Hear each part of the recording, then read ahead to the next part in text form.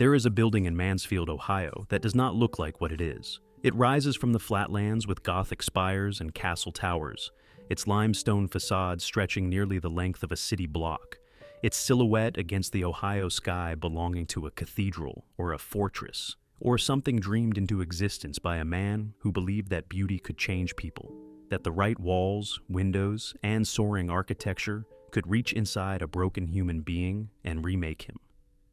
Most people who recognize this building know it from the movies, specifically the story of Andy Dufresne and Ellis Boyd Redding, two men bound together by friendship inside the walls of the fictional Shawshank State Prison.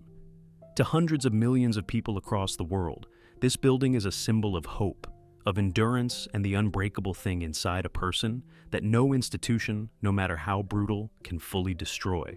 But before Morgan Freeman ever walked through those gates, before a single frame of film was ever shot inside these walls, a warden's wife was killed here, shot dead inside her own home, inside this building, by a pistol that was dislodged from the closet and discharged on impact, not during a riot, not during an escape attempt, on an ordinary afternoon, in a quiet corridor, in the domestic privacy of the warden's own quarters. The warden did not leave. He stayed. He walked those same halls for nearly 8 years, until he died at his desk, in his office, inside the same building that had taken everything from him. And those two deaths are not even the darkest things that happened here. Guards were beaten to death. Men lost their minds in total darkness. A federal judge reviewed the conditions inside these walls and wrote that what was happening here violated the Constitution of the United States of America. The same walls, the same corridors. One of America's most condemned prisons. The world's most beloved film about the endurance of hope. This is the story of how both things became true inside the same building, and why the distance between them is almost impossible to reconcile.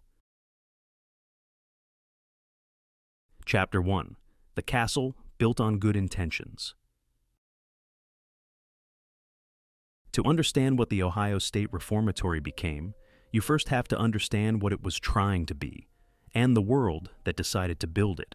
The year is 1886. The Civil War has been over for 2 decades, but its shadow still falls across the American landscape in ways that are economic, social, and deeply psychological. The country is in the middle of what the writer Mark Twain would call the Gilded Age, a period of extraordinary industrial expansion, staggering new wealth, and underneath all of it, a social anxiety that the nation's institutions were failing the people they were meant to serve. Poverty was climbing, crime was climbing with it, and in the prisons, dark, overcrowded, brutal places that operated on the simple philosophy that suffering was its own deterrent, men went in broken and came out worse. A new idea was gathering force in American reform circles, and it was, for its time, a radical one. That crime was not simply a moral failing to be punished, but a social condition to be treated. That a young man who had made a wrong turn was not necessarily lost. That with the right environment, the right guidance, the right combination of faith and labor and education, he could be remade, returned to society not as a hardened criminal, but as a functioning, productive human being. This was the reformatory ideal, and in 1884, the Ohio State Legislature decided to build it. The ground they chose carried its own history. Before any architect drew a line, before any contractor broke earth, the field outside the city of Mansfield, Ohio, had already witnessed one chapter of American struggle. During the Civil War, it served as Camp Mordecai Bartley, a military training ground named for the Mansfield man who had served as Ohio's governor in the 1840s. Young men had assembled here, drilled here, prepared themselves here for the violence of a war that would define the nation. Now, on that same soil, a different kind of young man would be sent, not to prepare for battle, but to be saved from the battle they had already lost with themselves. The symmetry is not neat. It is not meant to be, but it is there, embedded in the ground beneath the foundation, in the history the building was built upon before it had walls of its own. Getting the reformatory built was itself an exercise in the particular frustrations of American institutional ambition. Mansfield wanted the facility badly enough to put money behind it. The city raised $10,000 to secure its selection as the site, a significant commitment from a mid-sized Ohio town in the 1880s. The state then acquired an additional 150 acres of adjoining land for $20,000. By the time the facility was fully completed, the total cost had reached $1,326,000. That figure is not simply a historical data point. It is a measure of how seriously the people of Ohio and the reformatory ideal they were investing in were being taken. This was not a temporary solution or a political gesture. This was a statement of institutional intention in stone and iron and hard-won public money. The man tasked with making that statement architectural was Levi T. Schofield, a Cleveland-based architect who approached the commission with something closer to a mission than a contract. Schofield did not design a prison. He designed something that looks, from the road, like a German cathedral that somehow acquired the proportions of a feudal castle, towers reaching upward, arched windows catching light, a facade of brick and stone that communicates gravity and permanence and, above all, aspiration. He built it to be uplifting, not merely imposing. The architecture was not decoration applied to a prison. It was itself part of the rehabilitation program. The idea was that a man who walked through those doors every day, who looked up at those towers, who moved through spaces designed with that kind of deliberate grandeur, would be moved by them, would feel, in some wordless way, is that he was in a place that took him seriously as a human being capable of becoming something better. Whether that idea was naive or visionary depends entirely on which decade of the reformatory's history you are examining. The construction itself was a 24-year ordeal. Ground was broken in 1886, and the building would not be considered complete until 1910. The gap between those two dates is filled with chronic funding shortfalls, legislative delays, and the particular bureaucratic grinding that afflicts any public project ambitious enough to outpace its budget at every turn. The building grew in stages, the west wing first, then the east, then the outbuildings and support structures, always reaching further than the money currently available, always returning to the state for another appropriation, another extension, another few years of patience. Overseeing the physical reality of construction from ground to completion was supervising architect Friedrich Ferdinand Schnitzer, whose name is carved into the building's cornerstone, the only place on the entire structure where a human being signed their work in stone. When the facility was finally declared complete, the governor of Ohio presented Schnitzer with a silver double inkwell at a formal ceremony, a civilized flourish, a moment of genuine institutional pride in something genuinely worth being proud of. It would prove, in retrospect, to be the last uncomplicated moment this building ever had. The Ohio State Reformatory officially opened its doors in September of 1896. The first 150 inmates arrived not by ceremony, but by train, transferred from Columbus, stepping off onto Ohio soil and into a facility that was, by any honest assessment, still a construction site. They were put to work immediately, not in classrooms, not in chapels. They were handed tools and set to building the prison sewer system, and then the 25-foot stone wall that would surround the entire complex and define its perimeter for the next 94 years. Think about that for a moment. The men who had been sent to this place to be reformed began their reformation by building their own prison, by raising the wall that would contain them, by laying the infrastructure of their own confinement with their own hands. The Ohio State Reformatory opened not with a speech about human potential, but with labor, and in that first quiet irony embedded in the very foundation of the place, something essential about its future was already being written. Chapter 2: Faith, Labor, and the Architecture of Control. Before we follow this building into darkness, we have to spend a moment inside it when it was still something else entirely, because it was. For a time, the Ohio State Reformatory functioned more or less as its architects and administrators intended. The system worked, not perfectly, not without its contradictions, but well enough that the people who passed through it sometimes came back to say so. That fact matters. It matters because the collapse, when it comes, is only truly devastating if you understand what was lost. So, here is what the reformatory was, at its best. The sentencing structure alone was a radical departure from anything the American penal system had attempted at scale before. When a man arrived at the Ohio State Reformatory, he was not handed a fixed sentence proportional to his crime. He was given 18 months, regardless of what he had done, regardless of the charge that had brought him here. 18 months. And at the end of those 18 months, the institution made a determination. Had this man been reformed? Had he engaged with the programs, demonstrated the changes, shown the markers of a person who had genuinely used the time to become someone different? If the answer was yes, he was released. If the answer was no, another 18 months was added. The burden, in other words, was placed not on punishment, but on rehabilitation. The question the reformatory asked was not, how long should this man suffer for what he did? It was, how long does this man need before he is ready to rejoin society? For the 1890s, that was not a moderate position. That was a philosophical revolution wearing a prison uniform. The program built around that sentencing philosophy rested on 3 pillars, and the reformatory pursued all 3 with genuine institutional commitment. The first was religion. At the center of the building stood the main chapel, a massive hall connecting the east and west wings of the reformatory. Both Protestant and Catholic services were held in that space, a notably ecumenical arrangement for an institution of the 1890s, when the distance between those 2 traditions was considerably more fraught than it is today. Faith was not optional, it was structural. It was built into the schedule the way meals and labor were built in. Because the men who designed this system believed, with the particular confidence of their era, that a man without spiritual grounding was a man without the foundation to reform. The second pillar was education. Inmates who had not completed their schooling were given the opportunity to earn the equivalent of a high school diploma. In a society where that credential represented meaningful access to legitimate employment, this was not a gesture. It was a practical intervention in the conditions that had produced the crime in the first place. The third pillar was trade. Every inmate learned something with his hands: farming, woodworking, one of several practical skills chosen because they translated directly into employment upon release. The reformatory was not teaching men to be inmates. It was teaching them to be workers. The distinction was the entire point. The physical environment in which all of this took place deserves a moment of its own.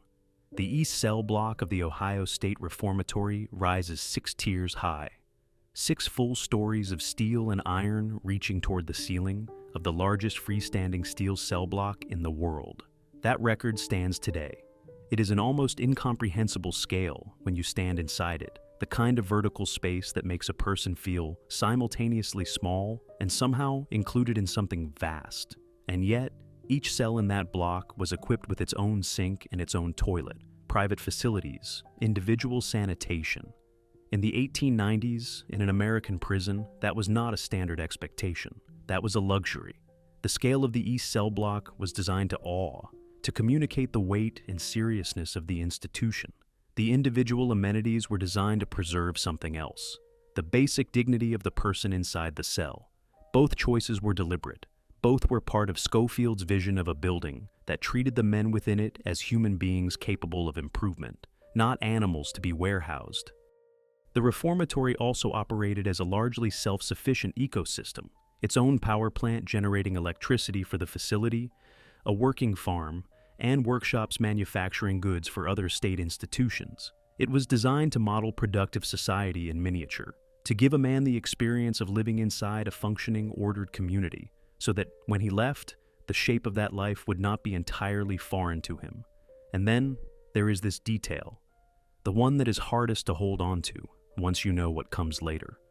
Former inmates came back voluntarily, men who had served their time at the Ohio State Reformatory, who had been processed through its system, housed in its cells, educated in its programs, returned after their release to thank the staff, to walk through the building as visitors, to lead tours for people who had never been inside, to stand in a place that had changed them and demonstrate, simply by standing there freely and choosing to return, that the change had been real. This is documented. This happened. For a period in the early decades of the reformatory's operation, the institution was producing exactly the outcome it was designed to produce. Men went in broken and came out functional. The system worked until it didn't. Chapter 3. When the walls started bleeding. Violence did not descend on the Ohio State Reformatory all at once. It did not arrive in a single catastrophic moment that everyone could point to afterward and say, "There, that is where it began. That is where everything changed." It arrived the way most institutional rot arrives, gradually in named incidents, in specific moments separated by years of relative quiet, each one absorbed by the building and the administration, each one officially processed and closed and filed away, each one leaving something behind in the walls that would not quite disappear. The incidents that follow are not folklore. They are not the embellishments of ghost tour guides or the exaggerations of paranormal television. They are documented, they have names and dates and court records. They happen to real people inside a building that was designed at extraordinary public expense and with genuine moral seriousness to make people better. What they tell, collectively, is the story of how a dream fractures, not with a single blow, but with many. The first crack appeared in 1926. Urban Wilford was 72 years old when he was killed. 72. A prison guard in the 7th decade of his life, walking the grounds of a facility that had been operating for 30 years, doing the work he had presumably done for much of his adult life without incident. The man who shot him was Philip Orlek, a paroled inmate who returned to the prison grounds during what appears to have been a failed escape attempt. Though what exactly Orlek was attempting to escape, given that he was already free, is a question the historical record does not fully resolve. Orlek was arrested 2 months later and executed in the electric chair at the Ohio State Penitentiary in Columbus. What the record shows, plainly, is that a paroled man came back to the grounds of the Ohio State Reformatory and killed a 72-year-old guard. Whatever his reasons, the fact of his return is documented. He had been let out. He came back anyway. The building absorbed it, filed the paperwork, continued operating, and for 4 years, an uneasy quiet settled back over the reformatory, the kind of quiet that institutions mistake for stability, and that history tends to recognize, in retrospect, as a pause. Then came 1930, and what happened next was not the reformatory's fault. That matters. And it also changes nothing about the consequences. A fire broke out at the Ohio State Penitentiary in Columbus, the maximum security prison that the Ohio State Reformatory had always been designed to sit one tier below. The fire moved through the overcrowded facility with devastating speed. More than 300 inmates died in a single night. It remains one of the deadliest prison disasters in American history. The surviving inmates had to go somewhere. Hundreds of them were redistributed to surrounding facilities across Ohio. Hardened men, violent men, men who had been sent to maximum security for serious crimes and who had survived one of the worst nights in American penal history. They arrived at the Ohio State Reformatory, and they moved into cells alongside the reformatory's existing population. This is the moment the institution's identity is permanently fractured, not by a policy decision made in bad faith, not by administrative negligence or political indifference, by catastrophe elsewhere. The reformatory did not choose to become something different. Something different was imposed on it in the space of a single night by a fire burning 45 miles away in Columbus. The fire in Columbus did not destroy the Ohio State Reformatory. It simply ensured that, from 1930 onward, the reformatory could never again be only what it was built to be. 2 years later, the consequences of that overcrowding announced themselves in the most direct way possible. In 1932, 12 prisoners attempted a mass escape. Guard Frank Hanger was 48 years old. He had walked the corridors of the Ohio State Reformatory many hundreds of times before the morning the escape attempt found him. During the attempt, the prisoners used an iron bar to beat him to death. They wanted his keys. 2 of the ringleaders, Merrill Chandler and Chester Probaski, were convicted of Hanger's murder and executed by electric chair in 1935. The law moved with the particular efficiency it reserved for crimes against its own officers. But Frank Hanger was still dead, and the reformatory was still standing. And once again the paperwork was completed, halls were walked, and the reformatory continued, carrying its dead the way it carried everything, in silence, in files, in the particular institutional amnesia that allows a place to keep functioning long after the conditions for functioning have been destroyed. 16 years passed, and then, in the summer of 1948, the reformatory's past reached back through its own gates and struck it again, this time from the outside. John West and Robert Daniels were former inmates. They knew the Honor Farm, the lower security agricultural operation attached to the reformatory, where inmates with strong behavioral records were given greater freedom in exchange for their labor and their compliance. On July 21, 1948, West and Daniels used that knowledge. They kidnapped the Honor Farm superintendent, a man whose job was to oversee the very program that had once housed them, along with his wife and their 20-year-old daughter. All three were murdered. Their bodies were found in a cornfield off Fleming Falls Road. West and Daniels did not stop. They went on, a 2-week crime spree across Ohio that the press covered with the breathless intensity reserved for the most lurid criminal cases of the era, labeling the two men the Mad Dogs. By the time it was over, 6 people were dead. West was shot and killed by police during the eventual confrontation. Daniels was captured, tried, and executed by electric chair. The case became one of the most notorious in Ohio criminal history, and its connection to the Reformatory. The Reformatory's most optimistic gesture toward the men in its care had been turned against it. The system that was supposed to prove that men could be trusted had produced 2 men who demonstrated, catastrophically, what happened when that trust was misplaced.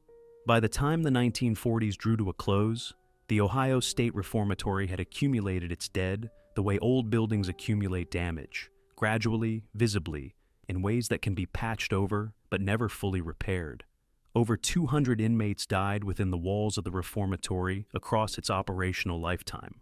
Most were never claimed by their families. They were buried in a cemetery on the prison grounds beyond the walls. Each grave received a headstone, but the headstones did not carry names. They carried numbers, prisoner numbers, serial identifiers, the same digits that had appeared on their intake paperwork, on their cell assignment records, on every official document the institution had ever generated about them. In death, as in incarceration, they were numbers first and human beings a distant second. That cemetery is, in many ways, the most honest self-portrait the Ohio State Reformatory ever produced. Levi Schofield built a cathedral to human potential. The institution buried its dead without their names. The building kept operating. It absorbed every one of these moments and continued, processing inmates, filing paperwork, running programs, maintaining the architecture of a reformatory, while quietly becoming something else entirely. It did not break. It adapted, and in adapting across those decades of accumulated violence and institutional compromise, it became something that Levi Schofield would not have recognized, something that the Ohio State Legislature of 1884 could not have imagined they were funding. The dream did not end with a single blow. It ended the way dreams usually end, slowly, incident by incident, until one day you look at what remains and realize the thing you were protecting disappeared a long time ago. Chapter 4: The Warden and His Wife. In 1935, a man named Arthur Lewis Glatke became the warden of the Ohio State Reformatory. It was, to begin with, a political appointment. Glatke had worked on the gubernatorial campaign of Martin Davey, and when Davey won the Ohio governorship, the reformatory wardenship came to Glatke as political appointments do, as a reward for loyalty, a position offered to a trusted man rather than necessarily the most qualified one. That is how it started. What happened afterward was something different.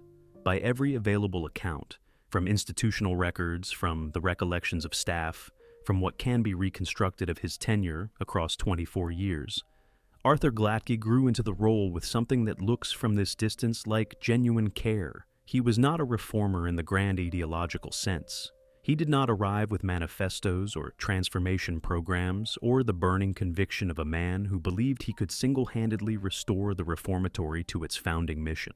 He was more modest than that, more human. He arranged for radio music to be piped into the cell blocks. That is the reform he is most remembered for. Not a policy overhaul, not a structural reorganization. Radio music carried through speakers into the corridors and cells of a maximum security institution, so that the men living there would have something ordinary in their days, something that belonged to the world outside the walls. A small gesture, an almost tender one, from a man who had apparently decided that the people in his care were still people, and that people respond to music. It is a modest legacy, but it is a human one, and in the context of everything this building was becoming, it matters. The Glatkes did not live near the reformatory. They did not commute to it each morning and leave it behind each evening. They lived inside it. The warden's quarters occupied a section of the administrative wing, separated from the cell blocks by corridors and locked doors, furnished and arranged as a proper home, complete with the domestic details of any residence of the era. But the separation was architectural, not experiential. The sounds of the institution were always present. The weight of it was always present. The reformatory was not where Arthur Gladkey went to work each day and left behind each night. It was where he lived. It was, in the fullest sense, his home. And it was Helen's home, too. Helen Bauer Gladkey had been living inside those walls since 1935, alongside her husband. 15 years by the time the autumn of 1950 arrived. 15 years of the particular life that comes from making a domestic existence inside an institution built for punishment. She navigated that existence the way all people navigate unusual circumstances when they become the texture of daily life, by making it ordinary, by finding within it the routines and rhythms and small private spaces that any home requires. The reformatory was where she kept her things, where she made her meals and arranged her furniture and stored her jewelry box in the closet of the family's quarters. She deserves to be understood as more than what happened to her. She was a person who had given 15 years to a life most people would not have chosen, in a place most people would not have stayed. That is who she was before November of 1950.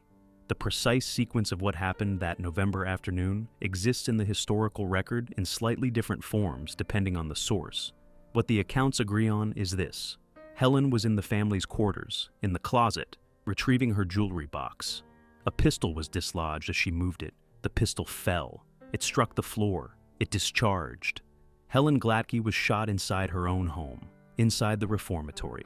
On an ordinary afternoon, in the domestic privacy of the warden's quarters, in a building that had already taken the lives of guards and inmates and the ambitions of an entire reform movement. She survived the initial wound. For 3 days, there was reason to believe she might recover. Then, pneumonia set in. And on the 3rd day, Helen Gladkey died. The slight variations in how the accounts record that afternoon are not contradictions so much as they are the natural imprecision of traumatic events filtered through institutional memory. What is not in dispute is the essential fact. A woman died inside the reformatory's walls because of an accident. So ordinary, so domestic, so entirely removed from riot or violence or any of the dramatic categories of prison death that it carries its own particular weight. She was not a casualty of the institution in any direct sense. She was a casualty of living inside it. Arthur Gladkey did not leave.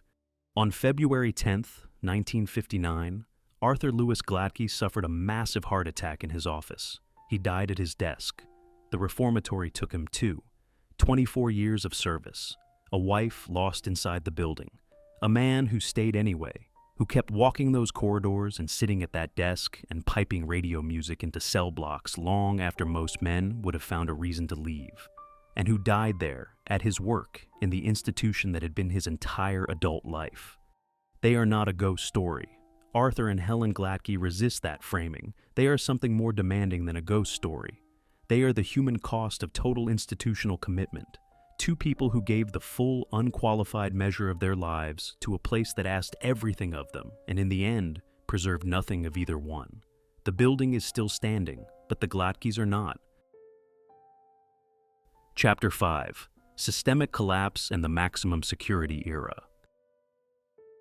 What we have covered so far were events, discrete, documented, nameable. They were the kind of institutional trauma that can be processed, investigated, filed, and in some administrative sense closed. What this section is about is different. This section is about what happens when violence is no longer something that interrupts the operation of an institution, but something the institution has quietly organized itself around. When the distance between what a building was designed to do and what it actually does becomes so vast that the original purpose is no longer even a memory. It is simply a name on a sign above a door that no longer means what it once said. This is the story of how the Ohio State Reformatory stopped being a reformatory. Not with an announcement, a ceremony, nor an official declaration. It stopped pretending gradually. By deprioritizing one program, then another, by shifting resources away from rehabilitation and toward containment, and then accepting worse conditions still, until the gap between the founding ideal and the daily reality was no longer a gap at all. It was simply the truth of the place. The transition did not happen on a single date. Across the late 1940s and through the 1960s, the rehabilitation mission was quietly set aside, not abolished by executive order, not formally renounced, but eroded. Trade apprenticeships were discontinued or reduced to the point of irrelevance. Educational programs shrank. The chapel became a diminished space, its services still technically offered, its role in the institution's daily life increasingly marginal. The building did not announce its transformation. It simply stopped pretending that rehabilitation was the point. And once an institution stops pretending a thing is the point, the thing ceases to function as the point, and something else fills the space where it used to be. What filled that space, in the Ohio State Reformatory, was overcrowding. By the late 1970s, 2,200 men were confined inside a facility designed to house a fraction of that number. 2,200 human beings in cells built for one, now holding two, sometimes even three. The private sinks and toilets that Schofield had specified as markers of individual dignity were now shared among men who had no privacy, personal space, or physical boundary between themselves and the strangers pressed against them in cells that were never meant to contain more than one person's existence. The ratio of inmates to staff made meaningful supervision not merely difficult, but structurally impossible. When there are that many people and that few people watching them, violence does not become a risk to be managed. It becomes an outcome to be expected. It becomes, in the coldest institutional sense, a feature of the environment rather than a deviation from it. At the center of that environment, in the lowest and most controlled section of the facility, was the place inmates called the hole, solitary confinement. 10 small cells. No natural light. Temperatures maintained at extremes that made the space almost uninhabitable. Men were placed there for days at a time, for infractions, for the administrative convenience of removing a problem from the general population without the procedural requirements of a formal hearing. Some of the men who went into the hole did not come back mentally intact. That is stated here as a documented fact, not as an atmospheric flourish. The conditions in those 10 cells were sufficient to break people. They broke people. On at least one occasion, 2 men were placed in the same solitary cell. Only one came out alive. That fact is stated once. It does not require elaboration. There was also, during this era, an instrument of punishment known among inmates as the butterfly. What it was and how it was used belongs to a category of institutional cruelty this account will not detail. The name alone is sufficient to understand that something was happening inside this building that had no relationship whatsoever to faith, education, trade apprenticeship, or the rehabilitation of the human soul. Beyond the specific instruments of punishment, the daily conditions of the reformatory in its maximum security era were defined by a more mundane and perhaps more pervasive kind of degradation. Rats moved through the cell blocks as a persistent, normalized presence. Disease moved through the population, the way disease always moves through overcrowded, under-resourced environments, quickly, comprehensively, and without adequate medical response. The infirmary was understaffed. Inmates became sick and, in some cases, died from neglect, not from violence or punishment, but from the simple institutional failure to provide adequate care to people who had no recourse and nowhere else to go. The private cells with individual sinks and toilets, the trade apprenticeships, the radio music that Arthur Gladkey had arranged to be piped through the corridors, the former inmates who had come back voluntarily to say thank you, all of it was gone, not destroyed, simply gone, replaced by overcrowding and rats and an instrument called the butterfly and men in solitary confinement losing their minds in the dark. In 1959, a man named Frank Freshwaters arrived at the Ohio State Reformatory. He had been convicted of manslaughter stemming from a 1957 incident, a crime that had taken years to move through the courts before landing him here. Inside these walls, among the 2,000 and more men, the facility was never designed to hold. His behavior was exemplary, model conduct, consistent compliance, the kind of record that earned a prisoner transfer to the honor farm, the lower security agricultural operation that represented the reformatory's most optimistic gesture toward the men in its care. Freshwaters was transferred. He was given greater freedom in exchange for his demonstrated reliability. And then he escaped. He kept escaping for decades. Frank Freshwaters was not found until 2015, when he was in his 80s, one of the longest active fugitive cases in Ohio history. There is something in the Freshwaters case that captures the particular exhaustion of the reformatory's later years, a prison so overwhelmed by its own dysfunction that it could not hold even its most compliant inmate once he decided to leave. In 1978, the Council for Human Dignity helped 2,200 inmates do something the institution had given them every reason to do. They sued. The case, Boyd v. Denton, filed in the United States District Court for the Northern District of Ohio, argued that the conditions inside the Ohio State Reformatory constituted a violation of the inmates' constitutional rights. The conditions documented in the suit were the conditions this section has described: the overcrowding, the inadequate medical care, the violence that structural understaffing made inevitable, the punishments that exceeded any standard of humane treatment. The suit succeeded. A court mandated that the reformatory could house no more than 500 inmates at a single time. There were 2,200 men inside it.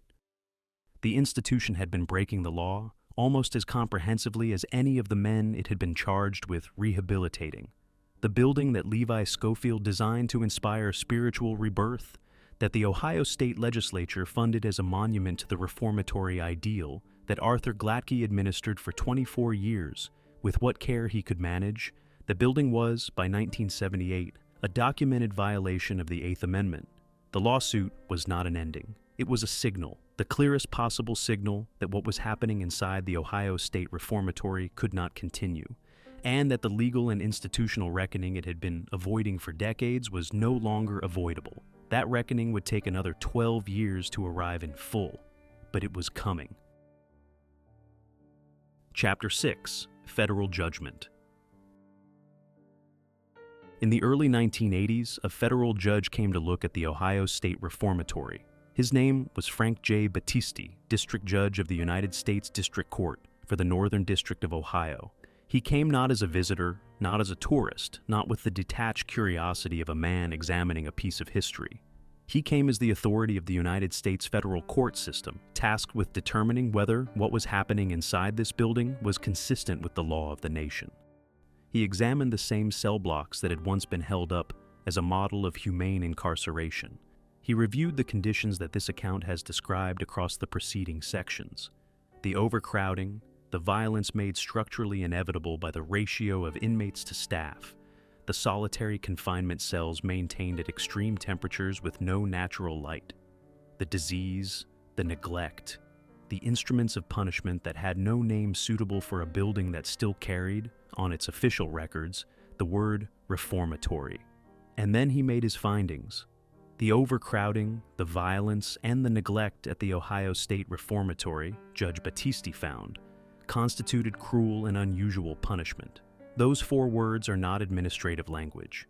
They are constitutional language. They come from the Eighth Amendment to the United States Constitution, the foundational legal protection against the state inflicting suffering on the people in its custody that exceeds any standard a civilized society can defend. When a federal judge applies those words to a facility, he is not filing a complaint or issuing a recommendation. He is making a legal determination that the institution, as operated, violates the supreme law of the land. In 1983, that is what Frank J. Battisti determined about the Ohio State Reformatory, the building that Ohio had spent $1,326,000 constructing across 24 years, that had opened with a silver inkwell and a governor's ceremony and the full moral weight of the reformatory ideal behind it. That building was, by the conditions permitted to exist within it, unconstitutional.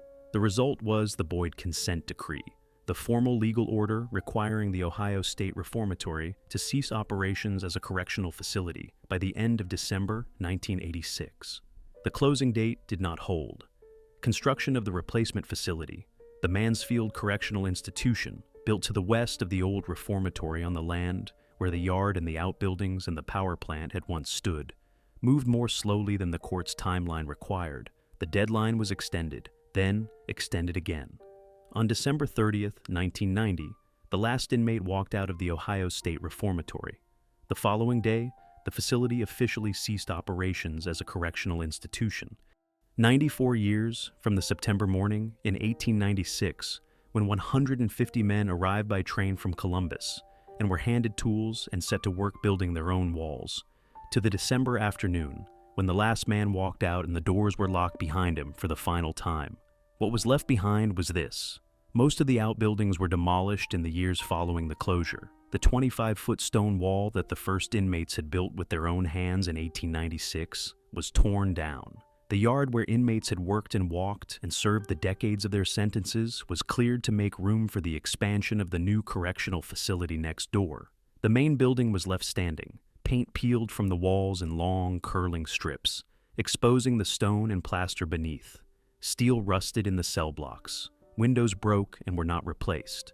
Water moved through the roof and into the interior, doing the patient, methodical work that water always does on abandoned buildings. The cathedral hollowed out and given over to silence, a ruin that had once been a monument to one of the most sincere institutional ideals the American reform movement had ever attempted to build. It was, in every sense, in need of restoration. What happened next was something nobody expected. Chapter 7. Shawshank, where hope films in the ruins of despair. In 1993, 3 years after the last inmate walked out and the doors were locked behind him, a film crew arrived at the Ohio State Reformatory. The production was an adaptation of a Stephen King novella, a story about an innocent man's unbreakable hope inside a corrupt and brutal prison, and the friendship he forms with a fellow inmate who has been inside so long he has become, in his own words, an institutional man. It is a story about what hope costs, about what it requires of a person to maintain it inside a system designed, whether by intention or by negligence, to extinguish it. To film that story, the production needed a location. Specifically, it needed a building that looked genuinely, authentically, unmistakably like a place where hope goes to die. A place with weight and scale and the particular atmosphere of accumulated suffering that cannot be manufactured on a studio lot, that has to be found in a structure that has actually been what it needs to appear to be on screen. They found the Ohio State Reformatory. They found a building that did not need to be dressed as a prison. It already was one, and 3 years of vacancy had given it something extra. The hollow, peeling, rust-streaked quality of a place that has been abandoned by the living, but not yet released from its own history. Morgan Freeman and Tim Robbins walked those corridors in the summer of 1993. They moved through a building where men had lost their minds in 10 small cells in total darkness, where more than 200 inmates had died and been buried by number rather than by name, where a federal judge had walked 8 years earlier and found conditions that violated the Constitution of the United States.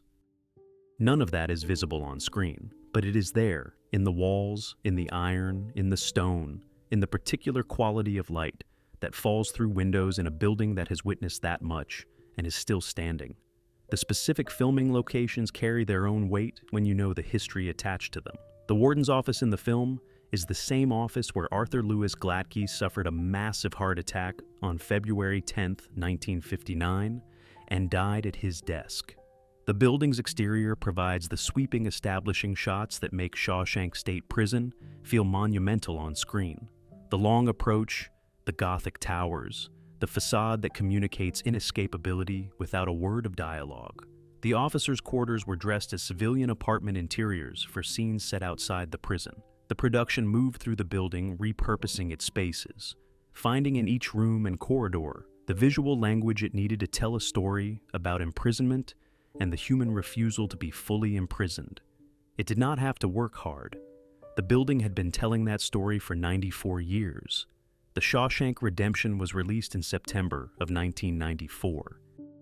It climbed every ranking it touched, and what those viewers found in it is the thing the film is explicitly about. The insistence that hope is not a luxury, not a naivety, not something that can be beaten or confined or institutionally extinguished, that it persists, that it is, in the end, the most durable thing a human being carries.